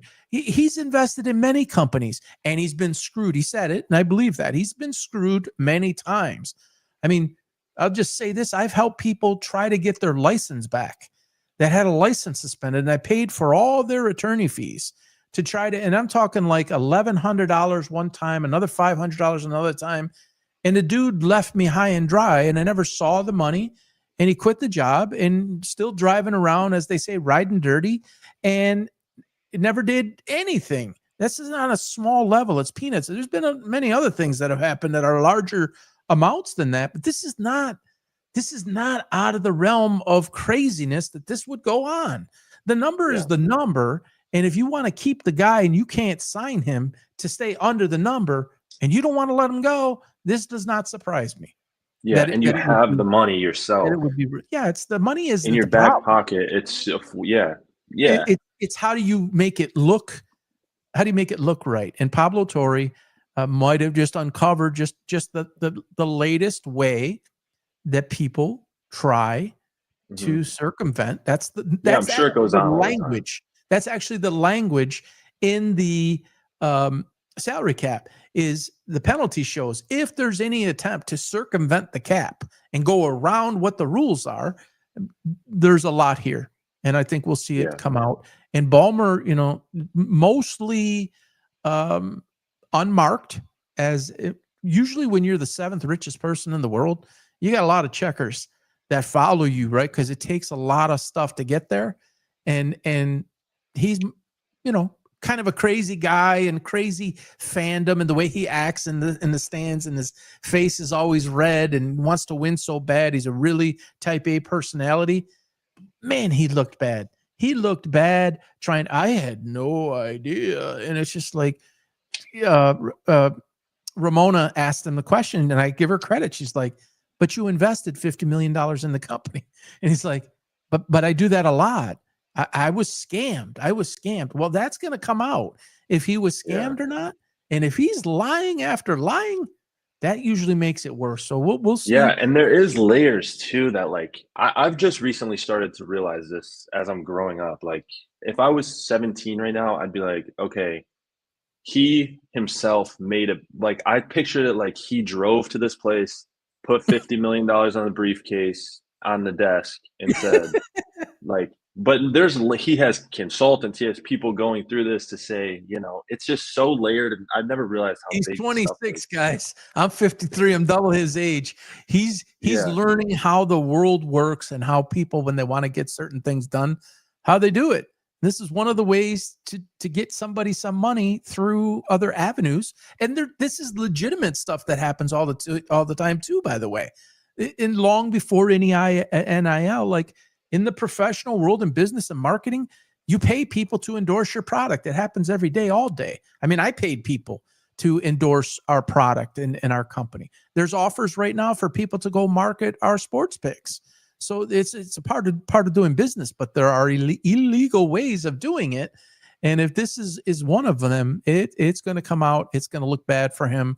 It's going to tarnish some things, but we live in a forgiving society. It's just when you come out and you deny, and he jumped. After 2 days and this, oh my God, this whole media, blitz, and then you run out there, and he consulted his attorneys. He did. One should have been present, but then if you have one present, you look more guilty. But he went out there, and everything he said made him look very guilty. So we'll see. We'll see how it all plays out. All right, so we're going to go back to football here. Just to discuss quickly, game 1 and game 2, the Cowboys and the Eagles in game 1. Luke, what were your thoughts on the game overall? You saw the whole game, right? Cowboys, Eagles, yes. Yeah. I had one big takeaway. Yeah. It didn't look as if Micah Parsons was very missed, and I thought, you could watch that and not be able to tell that they just lost their best player. And I was thinking about it while I was watching it, and the Eagles are just a team that runs straight ahead. They don't really drop back to pass. They stay ahead of the sticks, like I was saying the Lions have to do tomorrow. And if Hurts has that clock, if he's back there for 2 seconds, he's gone. 3 seconds, he's gone. So the missing Parsons wasn't so big, but that will feel bigger when there's guys playing the Cowboys sitting back in the pocket for 6 seconds, just comfortable, not scared to get hit. So yeah, the Cowboys, I thought they looked good. I think CeeDee Lamb's going to be okay. I think I don't know. We're not going to get into that, but yeah, I think Their overall Eagles team. Eagles team is hard to judge your defense on because they play in such a different way than majority of teams play nowadays. So I don't know if their defense is going to be good or not, So I think they held up pretty well against the Eagles. They gashed them on the run, but the Eagles gashed everybody on the run. What is that? That's laughing, and now we're going to boo. For the Cowboys? Yep. All right. What about Dak? Dak looked very good. Oh, my God. Okay, you hate the Cowboys, but that's fine. I'm not a Dak guy. Dak looked great. He made a lot of nice throws, and your boy CD let him down. I'm not gonna. I can't unsee what I saw there, but I can. Everybody's all over Jalen Carter. Let's call the spade the spade. Dak Prescott proved again why so many people have an issue with the dude. What in the world are you jawing with Jalen Carter before the game starts and he spit first? And I don't want to hear he spit down and he spit between his linemen. Come on, you don't spit on somebody, at somebody. I'm not saying that Jalen Carter's right. He's 100% wrong for what he did. You should never spit on somebody. That you could swing at a guy, and I don't condone that.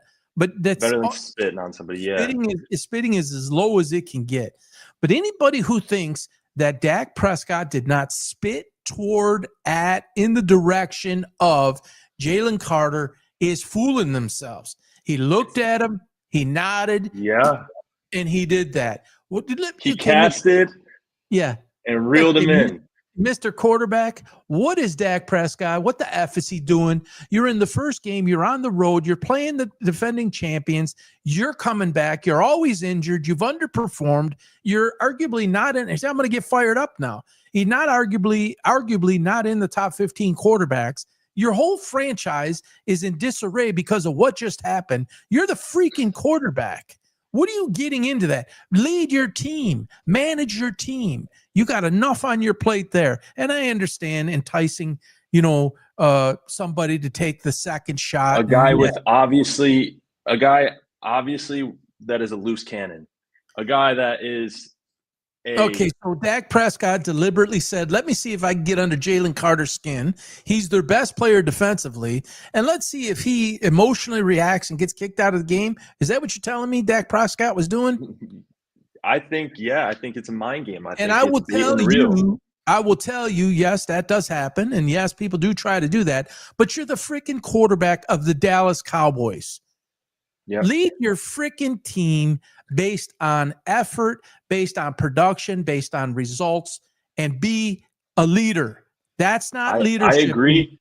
I agree, but there's a aspect of going on the road to Philly, first game of the year, that's your bitter rival.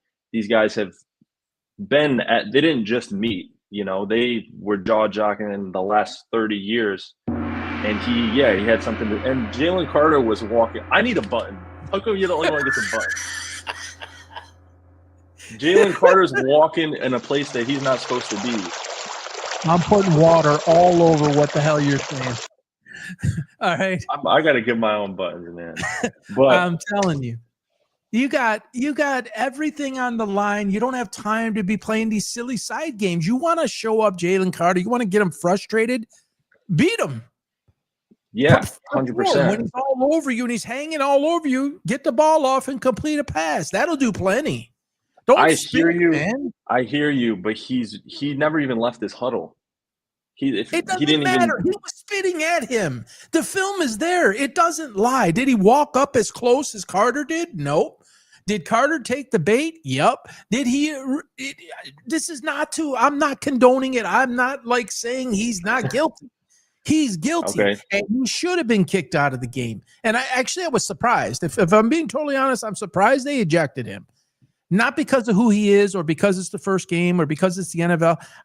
I thought, I agree with it, but I didn't think they'd go there. But if people are going to give Dak Prescott a pass, he doesn't get a pass. I give him He's a pass. guilty For what? for spitting at the guy. So look, He started the whole thing. If I'll tell you this, if Jalen Carter didn't take the bait, no one would even. That stuff happens every play of the game. If he didn't walk over there and put himself as a meme spitting on the Cowboys quarterback, no one would have known Dak even said anything. They would have just been like, guess "Oh, what? They do know. They do know because Carter took it to another level, and then everybody went and played investigator and went and cut up the film, and you can see clear as day what he was doing. So it's just another case of that. you got. I mean, everyone does it, but the one guy gets caught. That people do that stuff when people are I know mic'd they up. do that stuff, but he's a quarterback. You see Jared Goff doing that shit. There's jawing going on, but You don't see Dak doing that stuff usually. Do you see the top flight quarterbacks spitting at the, this is Ndamukong Suh type level stupid shit. And that's Jalen Carter. This is going to follow him just like that. Somebody said, "Oh, people will forget about it in a week." Well, Jalen Carter has a not very good past. It's why he dropped to what he dropped. And quite frankly, he's lucky he didn't drop out of the first round, to be honest with you. So who are you? You said Sue. You said Sue. Are you talking about Dak or no Sue and Ndamukong Suh when he stopped? No, I'm talking about Carter. It's going to follow Carter like it followed Sue. Yeah, People are going to forget about this in the week as far as Carter. I don't agree with that. No. They'll forget about the actions of that moment in that game, but he will always be known as the guy who spit on another player. There's a bunch of them. There's a bunch of them. But Sue's a good example. Definitely walked up to him or got close enough to him, and I was surprised he didn't spit in his face. You could see he made an effort to spit that. Again, I'm not condoning it, but spit at his chest. It's still wrong, but he's going to be known as the guy who did that. Dak made an effort to spit to the side. He didn't spit to the side. It's directly at him. It's just through his lineman. Anyways, I just don't think your mind should be there as a quarterback. All right, I get that. I do get that. I get that there's bigger things to worry about than playing mind games with the D lineman. I understand that 100%. And the game didn't even happen yet. You had the kickoff. And then you're Philly, right? And one of your players basically blows out his ACL on the kickoff. And then the best player on your defense gets kicked out before there's even a first freaking play. It's just stupidity at the highest level. I'm talking about Carter here. Right. I'm talking about Dak too. But I don't care how much you hate each other. Go out and let your actions and performance speak. I agree. And I totally understand like your mind should be in a different place than Jack and Jalen Carter before the game. But I guess my point is that bait and real stuff is so prevalent in the game and it happens every play. I agree. And no one even knows about it except unless Jalen Carter spits on you. Like now it's blown up and Dak looks like, oh, what's your quarterback doing? They all do that. Like we don't see it, but I don't think quarterbacks are spitting on guys. Okay, not spitting. No one spits on. That's crazy, but he did. You want to keep giving the guy a pass. There's shit talk all game. There's, the famous thing is at the bottom of the pile, you're giving guys the business underneath there, like Jerry Mark. He's giving them the business under here. And when they get up, they're putting all their weight and pushing down on the guy. Yes. And jabberjocking and, hands to the face and underneath the chin and certain things that are going on. Yes. Dak Prescott spit towards him. Did he or did he not? Yes or no? Towards how? Not towards like he didn't spit at him. Yeah, he spit in that direction. Spit towards him, yes or no? In that direction, yeah. That's towards him. He didn't spit at him. He didn't say, "Oh, Did like he spit spit at him. toward Jalen Carter? Yes or no? It's a simple question. Towards that's a baiting kind of question. He's No, spit it's in his not direction. baiting. It's a simple question. Puh, did he spit towards him? Yes or no? Yeah, Jesus. he did. But he wasn't spitting to hit him. He Oh, didn't no? try to. He just programmed it to just fall short. You think Dak he tried to Prescott spit was on wrong, him? and what Carter did was worse. That's my final take. All right. Okay. As far as the Cowboys, I'm going to go out on a limb and say it. People say, "Oh, the Cowboys just aren't that bad. They might actually be pretty good." They're not. They're not. And here's why. Defensively, it's going to be a huge problem for them. The weather delay, yes. Luke McCown, former NFL quarterback, was, having a conversation with him this week, and he's like, yeah, it affects both teams. The delay affects both teams. Players hate it. I get it. It does affect both teams. But it changed the actual projection and trajectory of the game. You take the delay away. Sorry, Luke. Sorry, anybody else who disagrees. That's a two touchdown deficit. I think that Dallas has some flashy weapons on offense. Obviously, CD. I think Ferguson's a really nice tight end. You got Pickens on the other side, but you have zero running game. Javonte Williams, I think he's a nice guy. I had some picks with him a couple of years ago where he did really well for me, catching a lot of passes out of the backfield.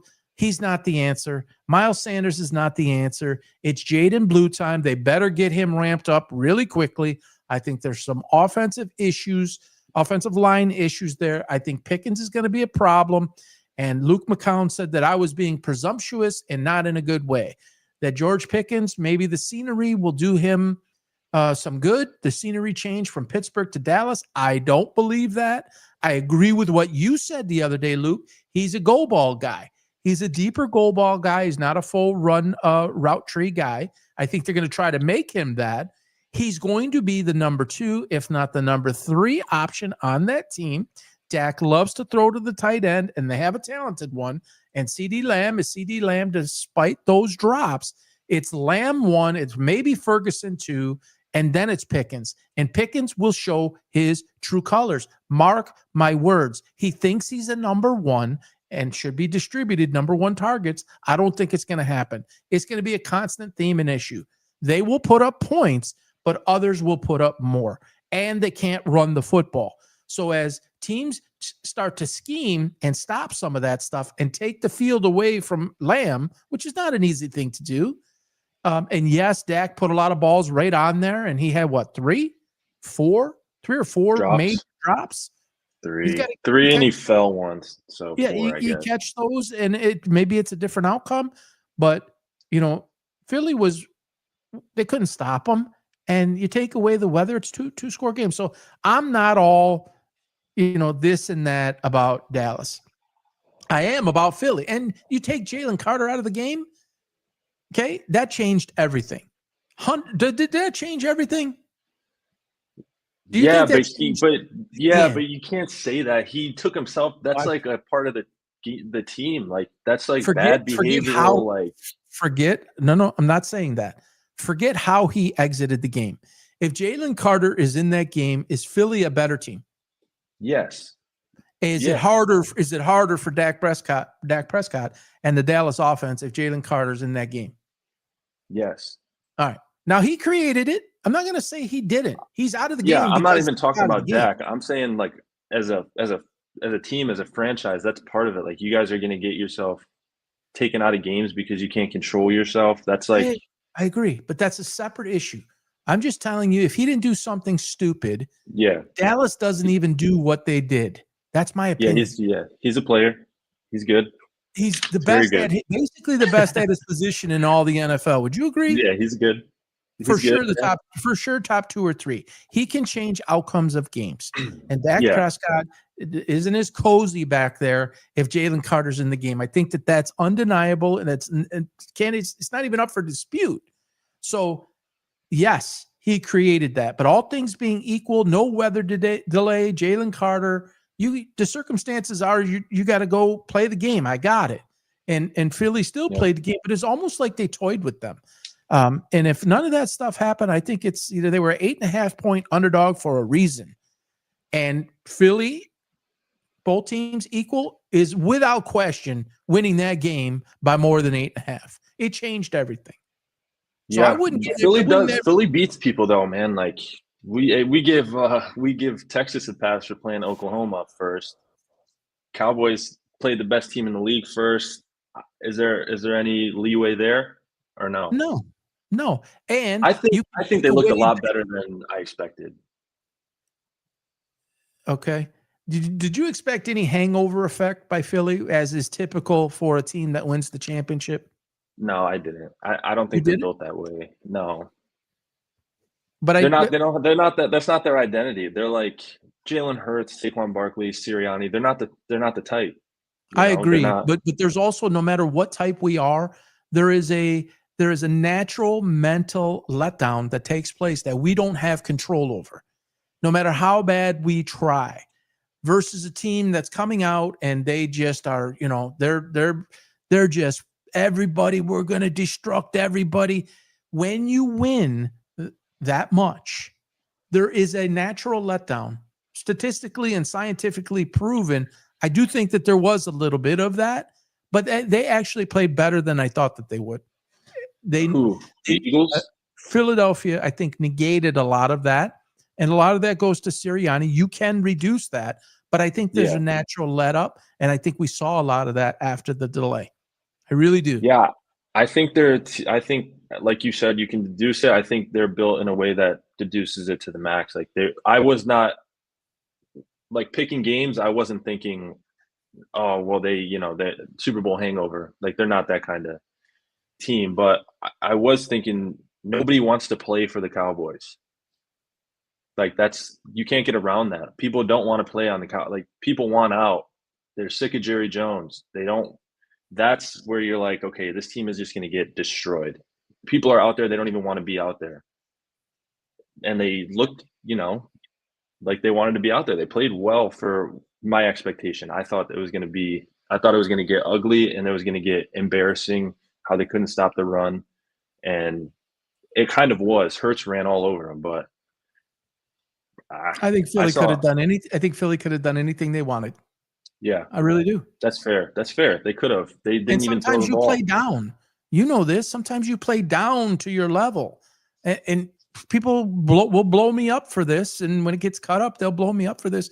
But you play down, and I don't think that they were playing for the throat quite like they should have. Some of that could be. I don't think it was Dallas was really taking it away from them. I think some of that is Philly. It's the hangover effect. It's dude got his ACL blown up. You lose Jalen Carter. There's an emotional letdown when something like that happens, and you're uphill the rest of the way. The game is hard enough already, but they were uphill from jump. They did it to themselves. The injury now, that's a freak thing. Carter was an asshole. That's selfish. That's stupid. And then he's smiling on the way off the field. And Andrew Brandt, who I have a lot of respect, he tweeted, he was by the tunnel, and he said that Carter came off the field basically emotionless. And it's like, if you're not angry with yourself in that moment, I mean, if I'm a teammate, I'm looking at dude like, what'd you just do? Like you have an obligation to the other 52, to the coaching staff, to the organization, to the NFL, to the game. And it's just, that's a selfish ass moment. Anyways, enough of beating that horse. But Philly, and Jahan Dotson, I gave that pick to people. He's going to be a stud for them. And then you have Mechie behind them as a third. Oh, real quick, though, before we close this off, why does Philly always do this with A.J. Brown? Dude did not have a target until late in the fourth quarter, and it's happened so many times. Yeah, I just... What do you make of that? I think, like you said, they could do whatever they wanted, so they didn't really... Didn't need to. They didn't need to. Yeah, both wide receivers. When you look at limited.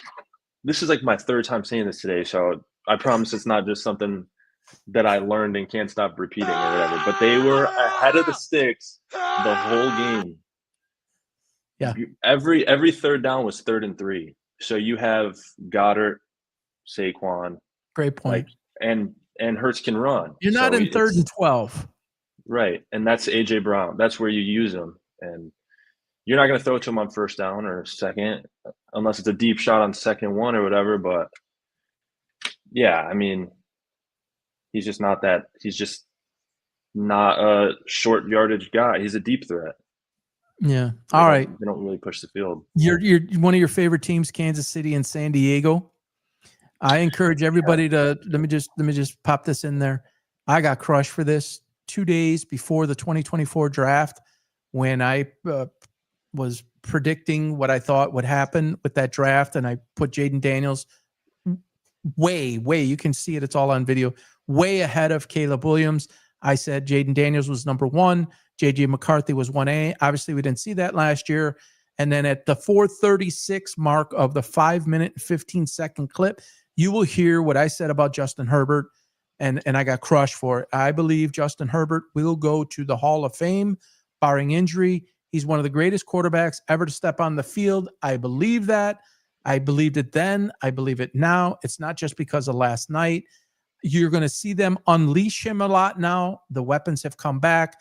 Before Harbaugh got there, initially when Herbert started, it was just throw. There wasn't much of a running game, but when he had Eckler, just lighten it up.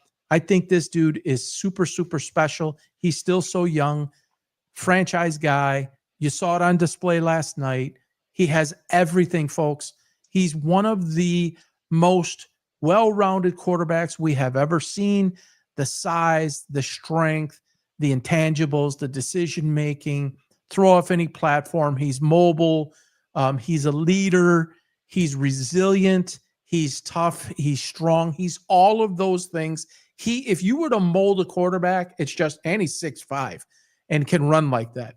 If you were to mold a quarterback, that's your guy. He can make every throw, layered throws, touch, deep ball. And now they got Quentin Johnson. There was a Quentin Johnson sighting last night. Did you see that? Yeah, I did. And they got a couple rookies now, and Disley and Conklin at tight end, Najee Harris in the backfield to go along with, what's my man's name? Hampton from North Carolina. What was your takeaway, not just about Justin from a quarterback perspective, but your team, KC?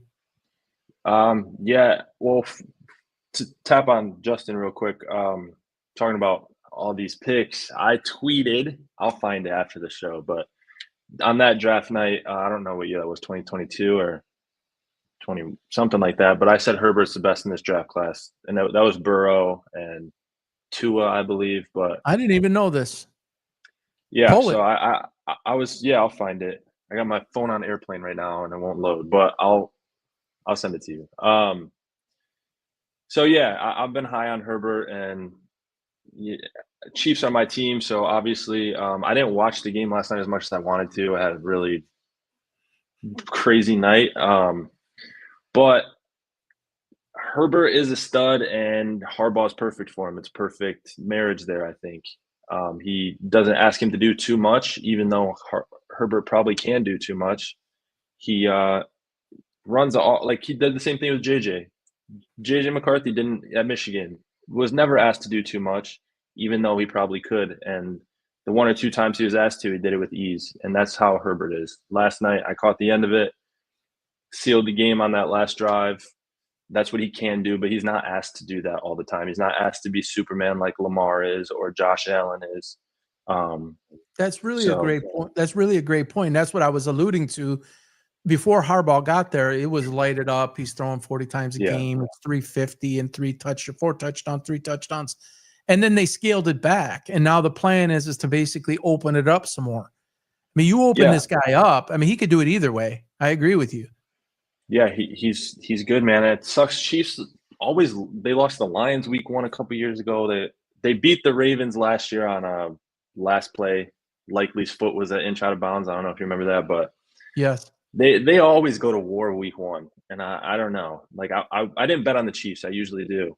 I left it alone because week 1 for them is for some reason never great. And I don't know. I'm not worried about the Chiefs. I know there was a lot of talk about. We talked about it too. Them digressing, and I'm not worried about them. I think this is a really good division with Chiefs and Chargers. I think that one's going to come down to later in the year.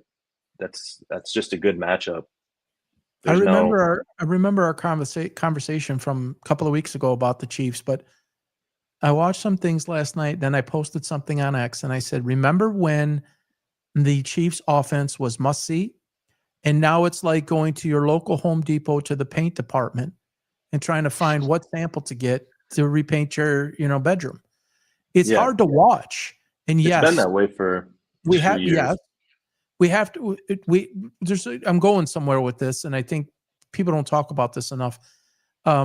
Yes, Worthy got knocked out by Kelsey there, third play of the game. That changed everything. That screwed up number one pick, for our clients. He was the number one of the 6 picks and would have blew past 52.5 yards and then got knocked out. So that affects things and it changes things. And suddenly it's Hollywood Brown, it's Juju Schuster, it's, Kelsey, Pacheco, Hunt. But I even think I'm starting to shift here a little bit. Everything seems more difficult for that team, even when they're healthy. And I keep on trying to find out what is the common denominator, because you still have Reed, you still have Mahomes. Do teams figure you out? Well, there's every team in the NFL, every team in college, you're scheming all year long. You're circling dates. Oh, we play this team. And, you come with it and that team still finds a way. It's like suddenly they're struggling for everything. And I thought, what could it possibly be?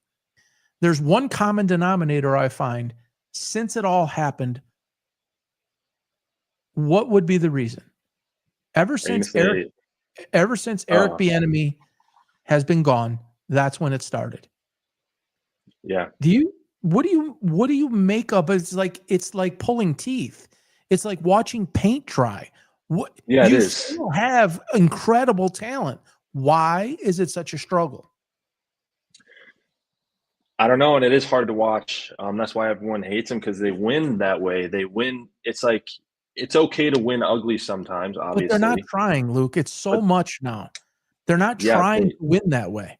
No, they're not I know. dumbing it down and saying, "Hey, we're just going to dump it to the tight end and we're going to, run the ball down your throat." That's not what they're trying to do. Yeah, it is weird to see because what they want to do. Let me just say that. Yeah, and it's not like Mahomes is being asked to play hero ball either. He's not really. I mean, he plays well and he does his thing, but he's not asked to go light it up. That's not what they're trying to get him to do. And I don't know. It is weird. And Andy Reid, they say he's one of the best offensive minds the game's ever seen, and it does seem to be a struggle. But you just hope. You just hope that it gets. Remember, I told you. I said earlier about the natural tendency to mentally let down when you have arrived, when you have won. That's why people don't understand about Brady. He never, ever stopped. Nothing was ever enough. And I'm not saying that Mahomes doesn't still have the fire. Please don't misunderstand me. But it is scientifically proven that you are not as hungry when you win as much as they have done. And as you're always there versus the team like the Lions, let's say, we got so close. We got to get there. Let's get there. Well, you keep going every year, something happens in your mind. Is it Bieniemy? Is it the mental side of it? You can't tell me Mahomes has regressed. I don't believe it. No. Andy Reid didn't forget how to coach football. Kelsey, he's older. I'll give you that. Yes, Rashee Rice is out. Yes, Hollywood Brown is not a number one guy. Juju Schuster shouldn't be your number one or even 2 option. And you're playing with what you're playing with. I got it, but come on. Yeah, Rice is huge too. I'm glad you said that because I didn't want to. But yeah, him and Mahomes, when they were last year, when they were together, those first 4 or 5 games, I'm a big that started to come back. That offense, and I know it's one guy, but that must-see offense is starting to come back. They were when you put Rashee on the field, this can happen to opposing teams. I mean, he could take the top off, he could do all kinds of things, and then the defense has to call. There you go. Yeah. So it was starting to come back last year, and then injury. So I mean, there is a bit of that too. That's big. And then this year, I think it was like, okay, Worthy's going to be that guy until Rice comes back, and then that goes down. So I don't know. I mean, it's a struggle when you don't like they're practicing every day. Obviously, like you said, they didn't forget how to play football, but they didn't know until a week ago or whatever that Rice was going to be suspended now or later in the Yeah, season. but So they're they were preparing and acting as if he'd be gone. So I right, don't buy but that. I can tell you I that as a think coach. I'm right, but I'm saying half the time they were preparing that he was going to be the number one, half the time they weren't. And when they weren't, they were preparing Worthy to be the number one. So it's like, dang, man, like what are we even doing? Who's running what routes? So I wouldn't take too much from it. Their defense, Herbert looks unreal. I think what do you take from that? Is Chiefs defense, they were really good last year. Are they not as good? Or No, is Herbert here? Herbert's special, and he's got a few more weapons. And if Quentin Johnson can actually, do what he was supposed to Yeah. do, that changes a lot with Ladd. I mean, and if you could Yeah, really have a running game, it's another year in the Harbaugh system. So yeah. And if you look, like, it's early now, like we haven't even seen the other games yet, but or we've only seen a couple teams play, but I promise you in a couple months, Chiefs versus Chargers are going to mean something. That's going to be a big game. yeah, well, don't discount my Raiders. Don't discount my Raiders. There you go. Yeah, that's a solid division. That's very solid division. All right. That's two of the best teams in football last night. We gotta move here to the WNBA, and I'm sorry, I don't mean to throw the WNBA on all of this football talk. It's very hard for me to do this, but it was what is now going to become one of the memorialized predictions. What you're seeing here is on July 27th, and I have to find it because I jumped at it sooner than that. It was more closer to around the 15th of July. But I was in a conversation. You could see there's 31,000 views on that on July 27th, and now there's like 75,000 on another one, where I say it's not that at all. Caitlin Clark is out for the year. On July 27th, I said this. They can't say that for obvious reasons. The league will crumble. They're trying to hang on by keeping hopes up, but they already know she's done. When she cried on the court, laid her head against the pad under the backboard, she knew, and then put the towel over her head. And I say, I'm a longtime basketball coach. I'm heavily trained in this area. The risk of playing her is enormous. It would be negligence at the highest level, an injury that needs months to heal, not weeks. And some of the comments, which I also copied here, I want to pay attention to this top guy. TBD is his handle. You're an idiot. I bet you $1,000 she's not out for the year. You could see that there was 5,000 views on that. There's 24 comments that came underneath that, and 23 likes of his post on August 17th, as it became even more clear to me, right? It was getting closer and closer. End of the year. I say, I'll take that in hundreds, please. I should have took the guy up on it. I didn't. He's nowhere to be found. And now in other posts, everybody's going after the guy and saying, that didn't age well, and this and that and this and that. All right. So that'll go up in the annals of history of predictions. And people are already asking me, how did I know that? That's some thunder going on outside. Yikes. That's Florida thunder, folks. When it comes, it's like it's on your head. So why and how and again, I got to be careful what I say and how I say it here. I don't have evidence of exactly what went on the inside, but here's what I think. And Luke and I talked about this at length weeks and weeks and weeks ago. I believe that they rushed her back too soon. It was the quad injury that moved to the groin. They brought her back too soon. I think she probably had a lot to do with that because she's a fighter that way. She's feisty. She doesn't want to miss. She's admitted in the past, long before this, as what her worth is to the game, and that she felt like an obligation to play. The Fever are filling that stadium. The kids are coming out because of her. The popularity has come about because of her. Sorry to the rest of the league. Without her, there is no league. And I think she pushed it.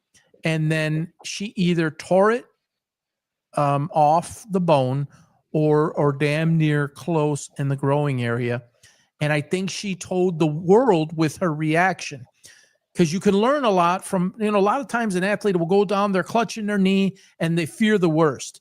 They just, oh my God, did I blow it? Did I hyperextend it? We see it all the time. And then they're out for a play or two and they come back and you think, how the hell did that just happen? It looked like he was shot in the knee. And a lot of that is fear. But she had already been going through the experience of the injury. And then when she moved the wrong way, and you can look at the tape, all her weight is shifting one way. She's 155 pounds. And not that that's a lot, but it's like all your weight going one way against an injury that was rushed back too soon.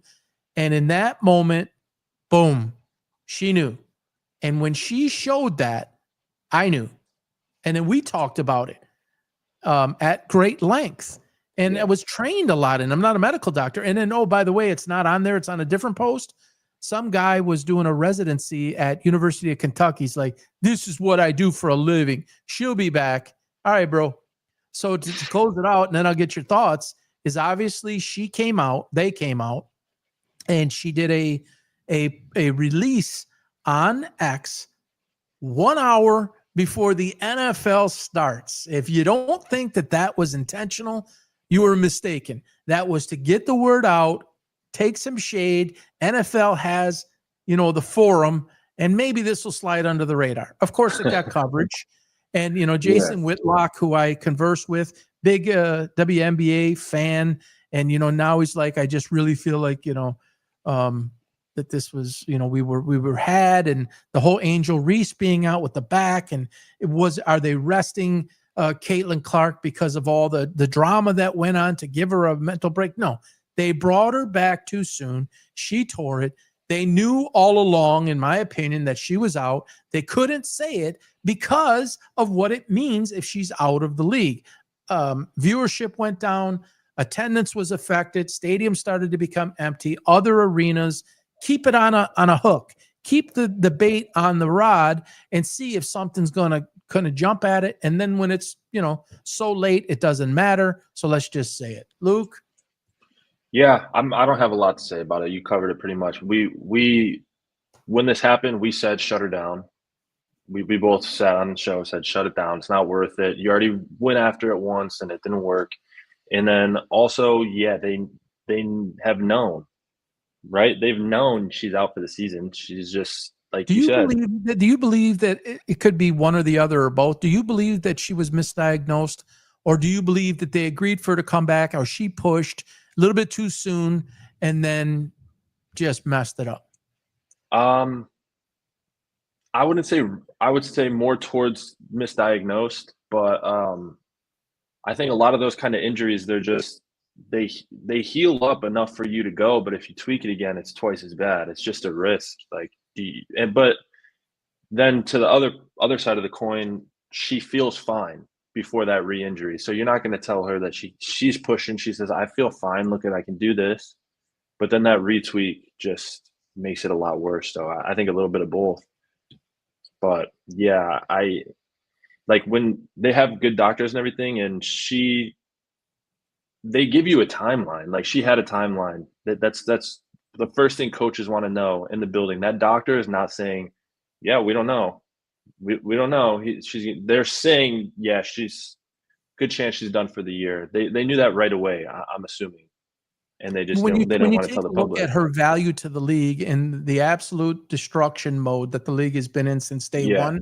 And we've talked ad nauseum about that. If anybody wants to see all of our conversations, it's all up on YouTube at PB Sports Talk and on X at PB Sports Talks.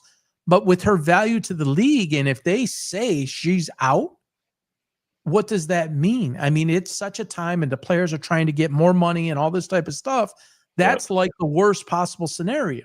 And then just, you know what? It's 2 weeks. It's 4 weeks. We got to get her back to practicing full speed with the team. It was always that next thing. And then she comes out and says, I was in the gym and I did everything I could come back. You didn't just figure this out. This is world-class doctors. Right. I'm sure she's got a second opinion. This is not something that they don't understand. And agreed. I'm sure somebody said, well, why don't they go in there with the anti-inflammatories. If you don't think that they did that and they injected a needle, there's a tear. There's most likely, I hate to say this, I got to be careful, but there's most likely something in there that an anti-inflammatory wasn't going to help. Yeah, I agree. And time.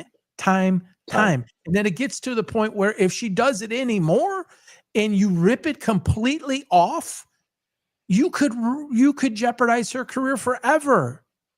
Yeah. It's basketball. Yeah. And it is what you said. It's just time. Like, people have missed time.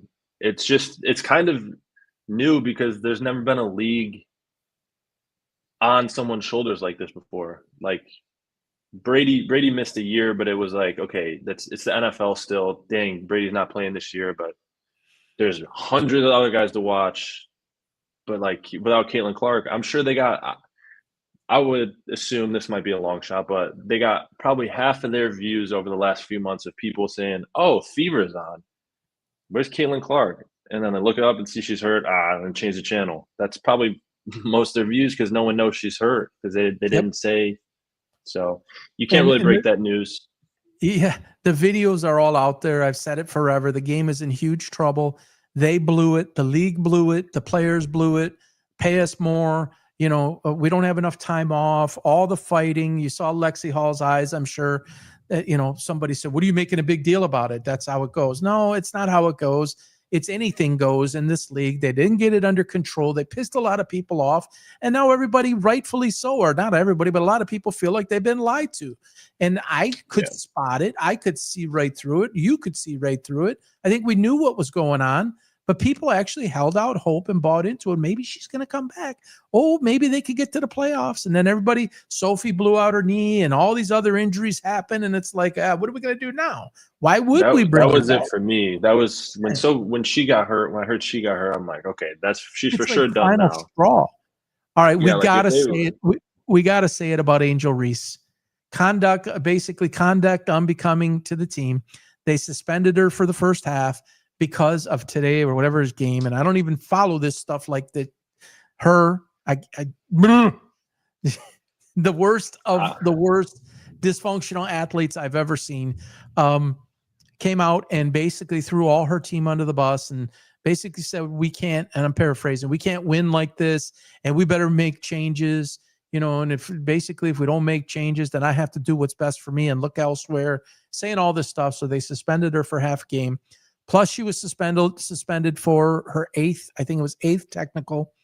And just all this talk about, we'll sit out. This girl thinks that the league revolves around her. They don't care about you. You're a 5-foot-in player. I've said it a million times. I ain't breaking news here. It's just the poor girl is delusional. Oh, and these guys throw out the stats, 24 points, 13 rebounds, the most double-doubles. Half are because you clank them and you're 6'3" and you get your own rebound. It's just a really bad deal. It's awful to watch the self-destruction mode of this league. They don't get it. They haven't figured it out. And I wish Caitlin Clark would get together with Nike, Gatorade, Wilson, whoever they need to, form their own league, recruit elite talent only, start out with 6 teams, and redo this because the NBA, and people forget, the W's in front. The NBA is involved in this, and I cannot believe how badly this whole thing has been blown. And Jason Whitlock said it. He doesn't think he's coming back. I don't think a lot of people are coming back. Yeah, it's brutal. And I just thought of something while you were saying that.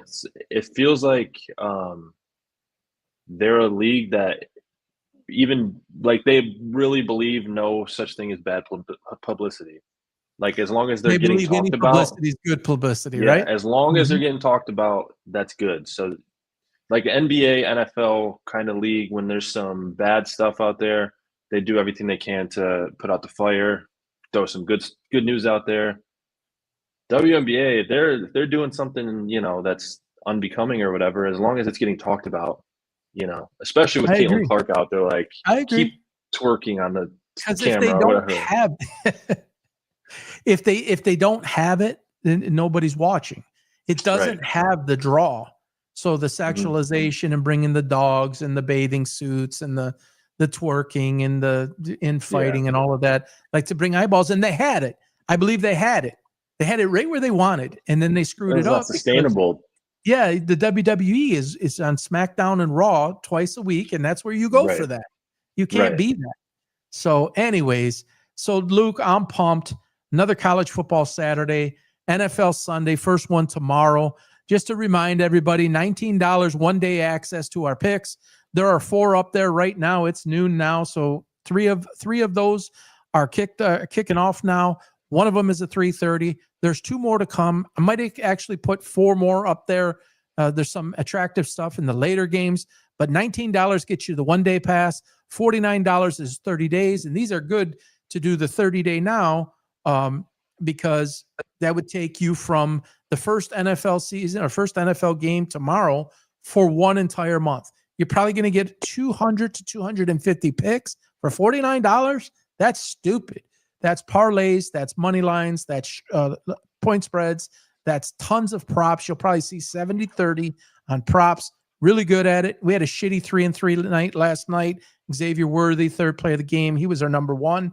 That knocked that out, and it throws everything out of whack. But we recovered to at least go 500. Of course, you lose the juice there. That's not a lot of fun. But hopefully we go back today, looking for 4-2 at worst. 5-1 would be nice.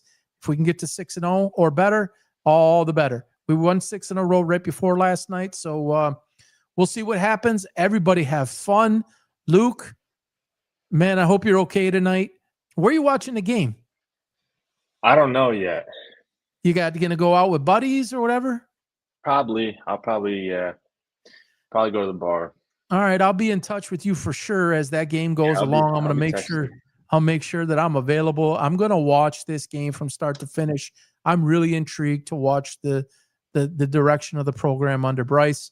So we'll see on that. Everybody enjoy the day. Enjoy NFL football tomorrow. Picks will be up live tomorrow by 10 a.m.